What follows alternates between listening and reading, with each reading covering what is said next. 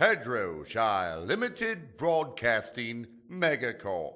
We'll start with the unimportant notice. This is been officially announced to the viewing public according to the Inefficiency Act, Part 2, Clause 11, as defined by the Ministry of Internets. Why are you wasting valuable time reading this? It's quite astonishing that you've gotten this far. You may now return to your dreary routine. The unimportant notice has ended. Hello. We have been very busy around the Duchy lately because it's the Duke's birthday. We've been working on our preparations, the feast, the party, the dancing, the music, perhaps even a fireworks show. You just never know what sort of surprises might meet the Duke on his big day. I have here an example of one of the things we're doing. We're having the Festival of Cupcakes. Rather than going with the traditional cake, we're having probably, I think there's 68 flavors of cupcake that we're doing, and it's going to be just wonderful.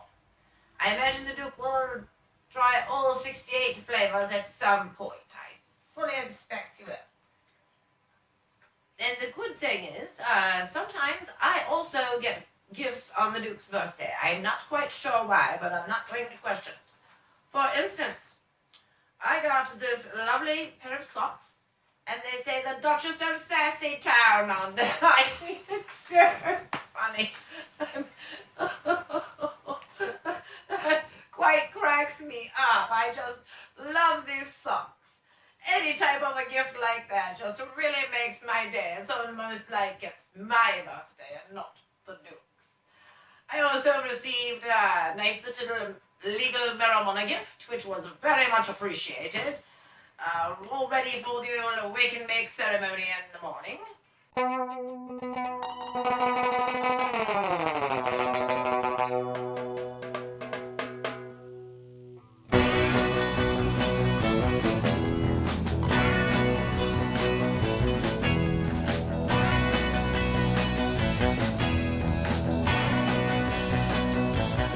The Duchess Show,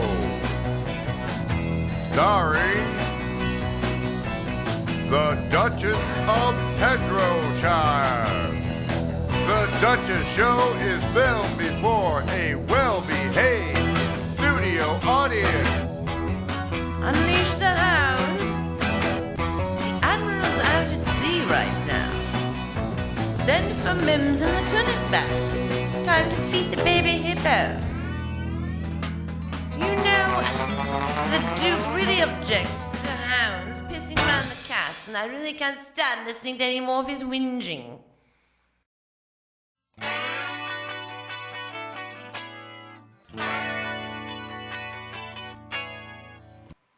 Oh, there was something else too, aside from the cakes. Oh, yes. I actually received a gift from the Duke. Now, somehow, a Victoria's Secret catalogue made its way into the castle. Whether it was sent to me, or to the Duke, or the footman brought one in, or some of the maids, I'm not sure. Anyway, the Duke read it, and he found something that he absolutely had to have for me. And then I was wondering, after I received it, I was like, well, how did the Duke go about procuring this wonderful thing? What steps did he take in between looking at the catalog and me receiving it? Did he pick up the phone and call Victoria's Secret? I mean, was he like, hello, this is the Duke of Hedgerowshire. That plaid bra and panty set are absolutely smashing. I'd really like to see the Duchess in it. Can you ship one to us immediately? Or did he fill out a form and mail it in through the Hedgerowshire mail service? Or was it more of an internet type of thing? I wonder if he just went online. No. If he had one of the footmen go online and order it and then have it shipped to us, and then they put it on their PayPal account or something like that. I don't know. Or did they pile into the Blue Mona and have our driver Jerry take them to the nearest Victoria's Secret store, and then the Duke would have waited outside in the car while he sent the footman in to buy the item, and then they would have come back with it all gift wrapped and ready to go. I'm not exactly sure. Well, I know that didn't happen because it wasn't, well, no, I don't know how it actually made its way into the castle. It was in a gift-wrapped package for me. I'm not sure if it was carried in physically by someone from inside the castle or if it was delivered through some outside delivery service. I don't know. At any rate, I have a plaid bra and underwear that I will be wearing to celebrate the Duke's birthday. It was a very thoughtful gift, but I just really wish I could understand how the Duke does his shopping, because normally I buy everything for him, so anytime I get a surprise like that, it's like, well, how did this possibly happen? I just wonder at the process.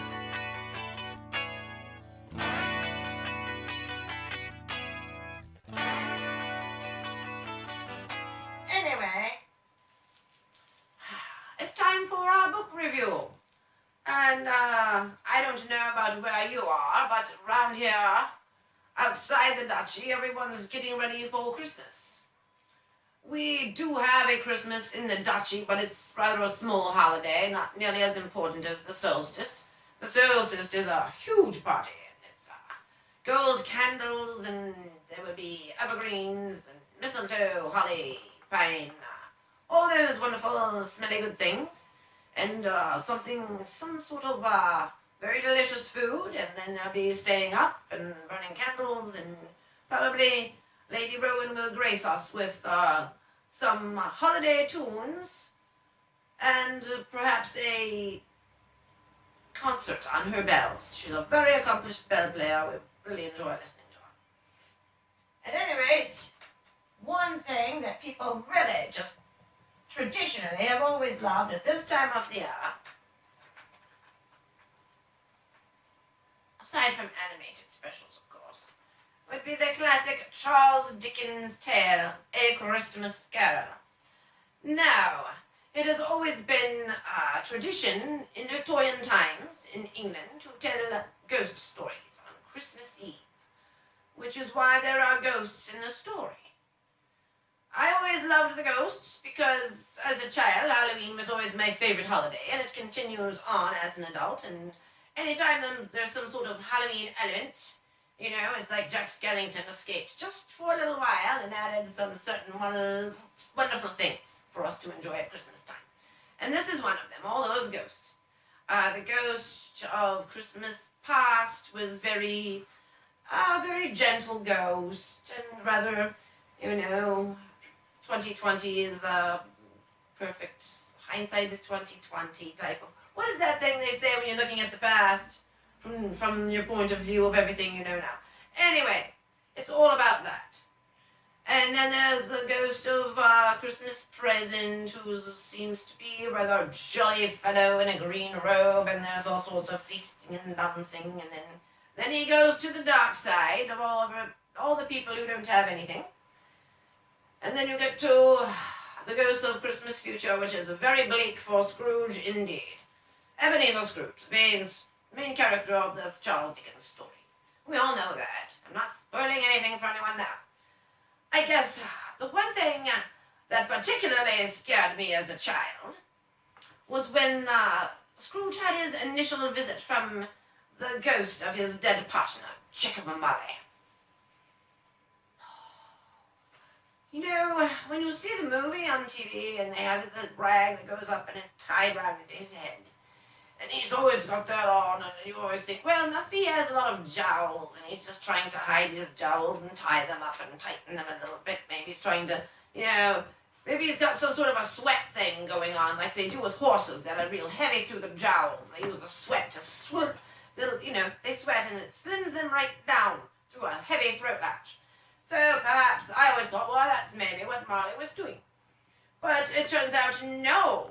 When he unties the rag, his jaw comes completely unhinged and drops all the way down to his chest and gapes wide open the entire time, even though he continues to speak, but I'm not quite sure how.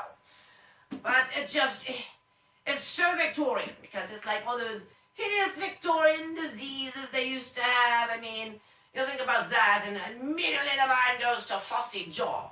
Oh, those poor matchworkers, and they had that poisoning from working with the phosphorus, and then their jaws would just rot off. And it's absolutely hideous. I mean, Victorian diseases, you can show me any kind of a slasher movie, Texas Chainsaw Massacre, steaming piles of guts and beheadings.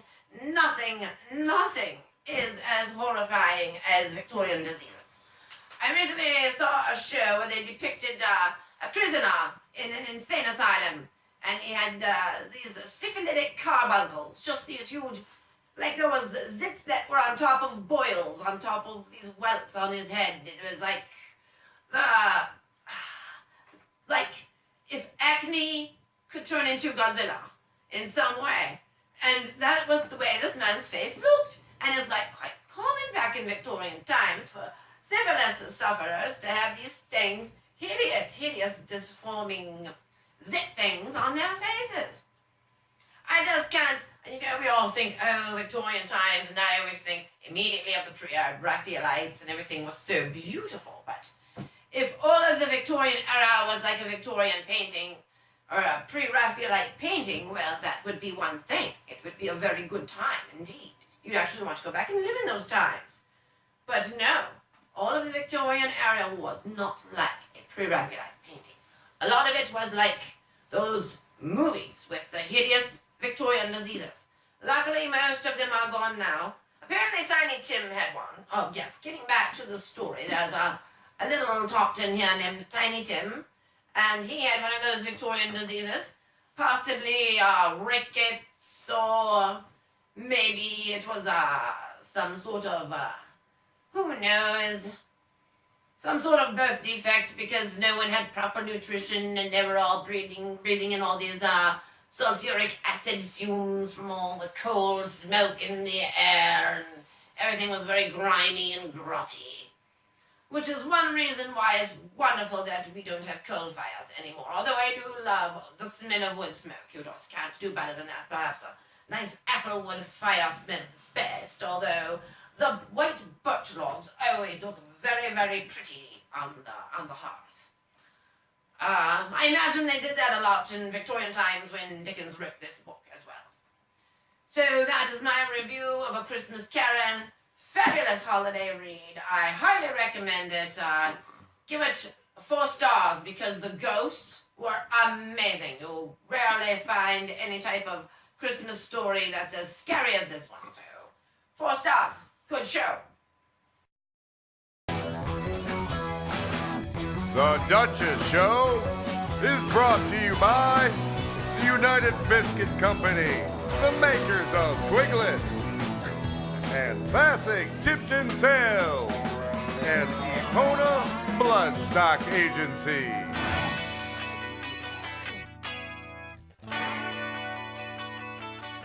Hello! Welcome back. The preparations for the Duke's party are all complete. The ballroom is decorated in quite a spectacular fashion.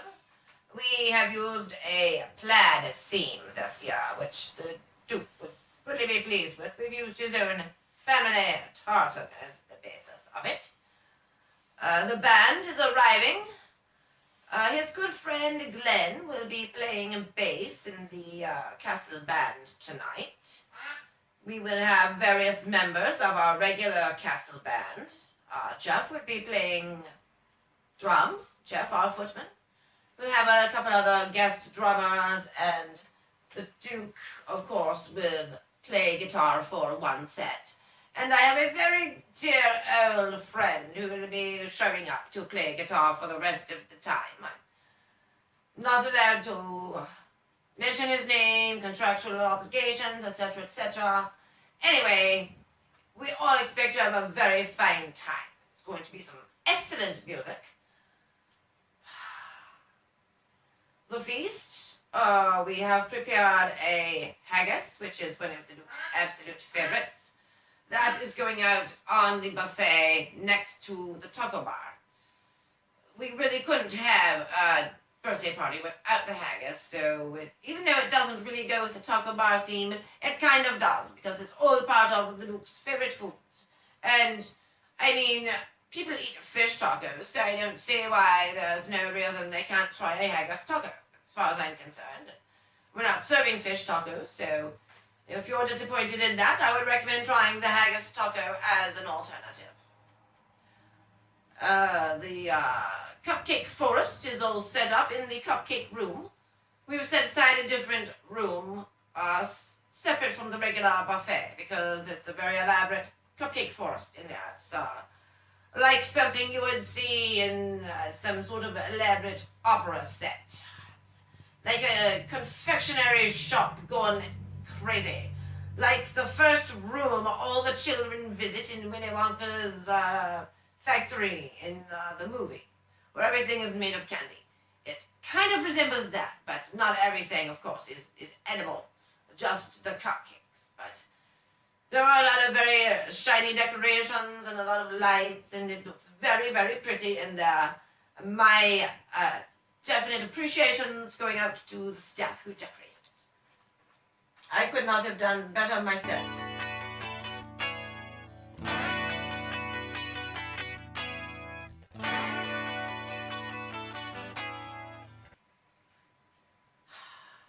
Now, as to that, we do have a parking situation. We have had to take the fence for the hippo and rhino paddock and remove one side of it so we will have room for all the excess vehicles. That won't be a problem, though, because right now it's rather cold. All the young rhinos and hippos, all of our chubby little friends, have gone into the very large heated enclosure for the winter because they really don't care for the cold any more than I do. And how can hippos play in frozen water? That would be absolutely ridiculous to expect them to. So yes, we have them indoors in the very large heated structure. At one time it was an airplane hangar, but now that's where the hippos and the rhinos lived, and we've fixed it up with a zoo specialist has come in and set up what do they call environmental little, like almost like little dioramas, but they're quite large, right? At any rate, one of the baby hippos will be making an appearance at the party tonight. This baby hippo has been trained to do a trick, and it's going to come and do the trick at the party and then be taken back out to the hippo enclosure. But all of our guests are free to go visit the hippo enclosure at any time during the Duke's birthday party, but they are not allowed to feed any of the cupcakes to the hippos or rhinos. It's very bad for them, and I know that the forest of cupcakes makes it very tempting. But please, we ask you. But there is a rather elderly pony just outside who might appreciate a cupcake or two. He's already rather fat, so please try not to feed him too much. But he's very cute, and you should see him eat cupcakes. It's the most adorable thing ever. We have had to hire in extra staff for the evening because we've brought in caterers to help serve. We have all of our 6 footmen, of course, who will be serving, but we'll have trays of drinks and trays of hors d'oeuvres circulating around. And then, of course, the dinner will be a seated affair, so the footmen will need to present the dishes and serve them, and then catering staff will actually prepare them. It's a whole complicated procedure, and thank the gods I have a housekeeper who can see to it.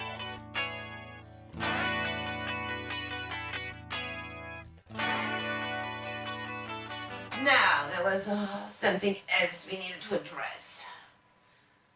Beyond the Duke's birthday, this is our very last episode of the year. I have had quite an enjoyable season during the filming of this and building an audience and having such a fun time telling you, all of you, my stories about life here in the Duchy.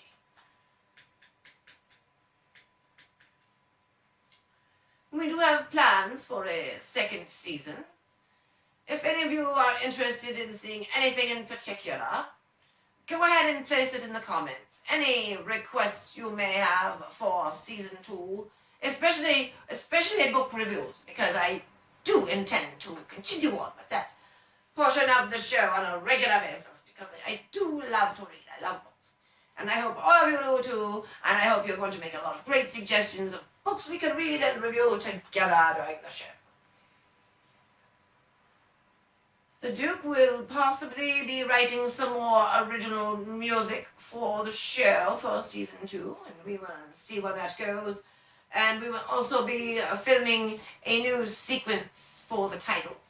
We have enough outtakes from season 1 that we can use that as the background for all the credits as they roll. Although we will keep some of the classic artwork. I know you're all very, very fond of the artwork. And then during seasonal shows, as we did at Halloween, we will also feature special holiday artwork because it's so festive and I am a festive sort of person. In fact, the Duchy is a very festive sort of place, although we will be putting up a tree later on with lights and decorations. Although we don't really think of it as a Christmas tree because it's not really all that Christmassy. It's more of a glitzy holiday tree. It's all shiny and it's covered with shiny objects. And my secret to decorating the tree? They recommend, say, 200 lights. What I do is I take 800 lights and I put them on the tree instead of 200. And you would be surprised at how amazingly bright and shiny it is once you put that many lights on the tree. And as long as you put them on the correct way, not like an idiot, the way some people put lights on a tree and they spin them around and around and around. I can tell you one thing. Anybody who puts lights on a tree like that is not the person who removes them. Because anyone who removes them is cursing very bad words at the person who put them on the tree like that. I have had professional experience and training with decorating trees. And I'm here to give you one holiday tip that will really help you out. And you take the lights sort of at the top of the tree and you work your way down, sort of weaving them back and forth. When you reach the bottom of the tree, you go back up.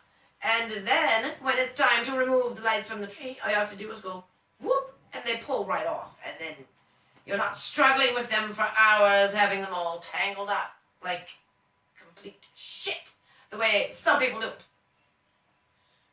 I'm not going to name any names of any footmen, former or present, but they will not be allowed to be putting any lights on any trees unless they fully intend to remove them. In fact, I'm going to make them sign the contract.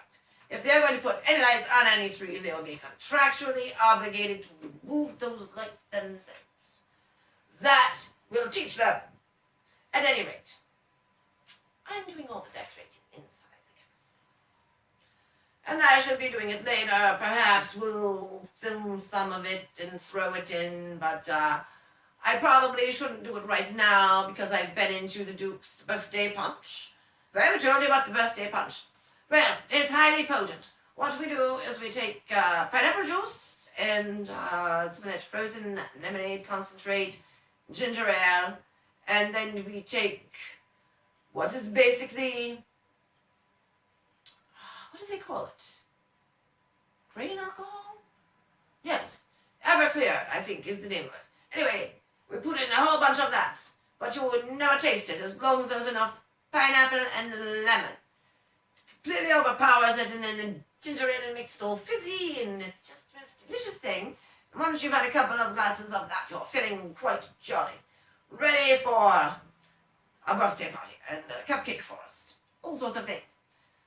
I have had a couple of glasses of the punch now, and I probably have a couple more glasses of punch at supper time, because I do love punch. Because it's festive. Have you ever said punch on fire? That's always fun. That's always a fun thing to do, and when you're using this recipe, you can completely do it. It's, you set it on fire, then you blow it out, and then you drink it. It's something you only do at the holiday time around here. But the castle is made of stone and completely fireproof, so we're very safe to do this. Some of you who live in houses with much lower ceilings may want to reconsider setting your Everclear punch on fire. I don't want to be responsible for any lawsuits for people who burn down their houses at the holidays. And let me give you another tip for the holidays. When you're doing your deep fat fried turkey and you have the deep fat fryer, please, whatever you do, do not take a frozen turkey and put it into the 500-degree oil. That's a very bad idea that many people have regretted in the past. Just passing that one along as well. So that, you've had 2 holiday tips from me, and I'm not even a little Susie homemaker type person at all. I just know a couple things, one or two things. So, at any rate, it's time for me to begin greeting our guests. They're starting to arrive now, and I can't film anywhere near the ballroom or the reception hall or the drawing room or the Cupcake forest room or where the buffet is set up. At any rate, all these rooms are off limits because of the Duke. And I must go be hostess of the Duke's birthday party. So I will be rejoining you later. And we will have many amusing stories. Everything that befalls the Duke at his party.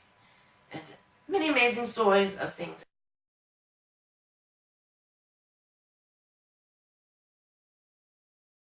that the guests will do once they've had some lunch.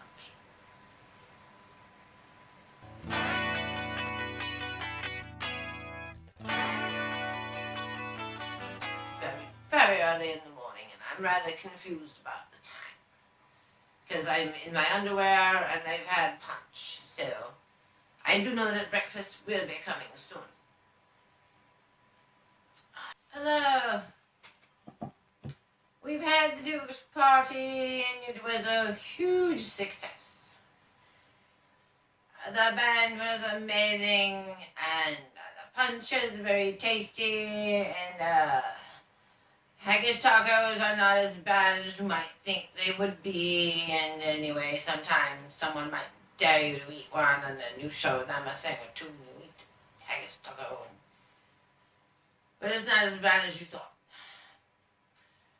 So there was a good deal of dancing and I may have lipstick on my face because I was mooching with the Duke.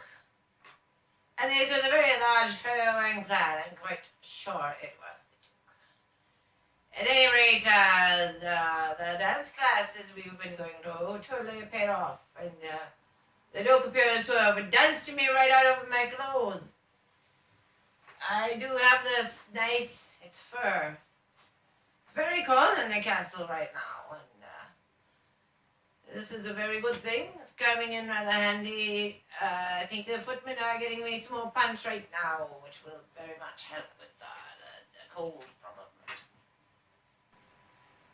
Scones, if we're lucky. I like a blueberry scone right now. If there was anyone in the kitchen baking and getting breakfast ready, blueberry scone would be really the tops. Anyway, the Duke is saying goodnight to his guests who are able to drive home, and the footmen are seeing the other guests to different rooms in the castle where they can sleep it off. But I would highly recommend anyone should do anyway, because it's a large castle and we do have a lot of rooms, so there's no reason why you should have to go home unless you have a driver to take you. I think what's happening now, everyone who has a driver leaving, and oh, there's someone crawling around over there, blocking the light. Oh yeah, there we go. Anyway, there are several people who are passed out. One person is in the ballroom, there's another one in the drawing room underneath the piano. So we will try and identify those people in the morning when they wake up. But I'm not quite sure who they are. Hopefully they turn out to be friends of the Duke's somehow, not someone who just crashed the party. But that would be on the footmen. We would have to talk to them about that. That's security. We ate a fruitcake too. I might want to mention that. It was probably my idea. I was probably like, hey everyone, who wants fruitcake? I don't know why I do these things. Something about the punch, I think. The Duke received many wonderful gifts. And I myself gave him a really good present. And What is going on down there? Good Lord, it's still messing with the lights. They're killing my eyes as it is, and then there's a passed out person over here moving around in front of the lights, but I think it could be some kind of viscount or something, so I'm not going to treat him too harshly before we invade. But we're saving news of the invasion for the season 2. So if there's anything you would like to hear about aside from our planned invasion,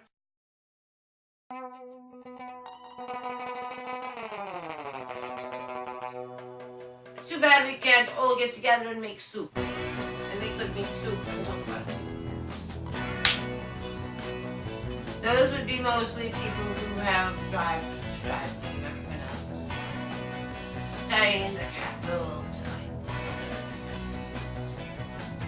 Of course, I'm telling them all I'm putting him in the haunted bedroom. That's just fine. Apparently, he danced to me right out of my clothing because now I'm wearing just the thing he bought me from Victoria's Secret by whatever means he used to obtain them. They're here and I'm wearing them, so there's evidence that he did indeed buy them. Duchess, after party, take 38. Oh, well, that's that. But until next season, I don't have a catchphrase yet, but I swear I will have one for next season. That's all. And we're gonna take a break. This has been a Hedgerowshire Limited Broadcasting Mega Corp production.